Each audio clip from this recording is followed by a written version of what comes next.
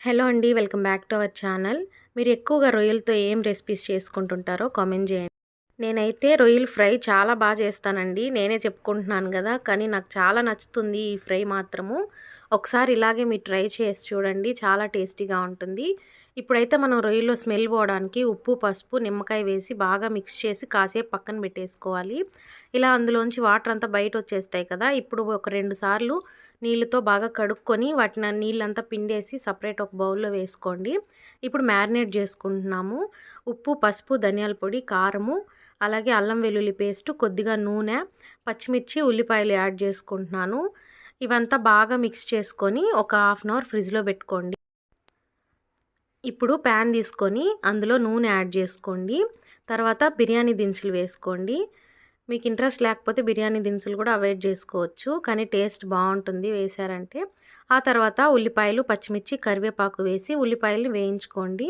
ఇవి కొంచెం వేగిన తర్వాత మనం మ్యారినేట్ చేసుకున్నాం కదా రొయ్యల్ని, వాటిని వేసేసుకోండి. బాగా మిక్స్ చేసి కాసేపు మూత పెట్టుకొని అప్పుడప్పుడు ఫ్రై చేసుకుంటూ కలుపుకుంటూ ఉండండి. మధ్య మధ్యలో ఇలా కలుపుకుంటూ ఉండండి. ఇలా ఫ్రై అయిన తర్వాత కొంచెం గరం మసాలా యాడ్ చేసుకోండి.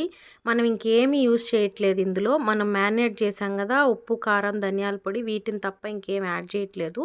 మీకు ఎక్కువగా స్పైసీ కావాలనుకుంటే కారం మళ్ళీ కూడా యాడ్ చేసుకోవచ్చు. నేనైతే ఓన్లీ గరం మసాలా యాడ్ చేశాను. టేస్ట్ అయితే చాలా చాలా బాగుంది. తప్పకుండా మీరు ట్రై చేయండి. ఎలా వచ్చిందో నాకు కామెంట్ చేయండి. ఇప్పుడు రొయ్యలు పర్ఫెక్ట్‌గా రెడీ అయిపోయాయి. లాస్ట్‌లో కొంచెం కొత్తిమీర చల్లుకొని ఒకసారి బాగా కలిపేసి ఒక 2 మినిట్స్ తర్వాత స్టవ్ ఆఫ్ చేసుకుంటే చాలా చాలా టేస్టీగా ఉండే రొయ్యల ఫ్రై రెడీ అయిపోతుంది. తప్పకుండా మీరు చేసుకొని ఎలా వచ్చిందో కామెంట్ చేయడం మర్చిపోవద్దు. అండ్ 20 మినిట్స్‌లో నేనైతే రెడీ చేసేసానండి. చాలా సింపుల్ అండ్ ఈజీగా చేసుకోవచ్చు. మీరు ఎప్పుడు ఇలా చేసుకోకపోయింటే ఒకసారి చేసుకోండి. వీడియో మీకు నచ్చినట్లయితే please do like, share, comment and subscribe to my channel. Thanks for watching.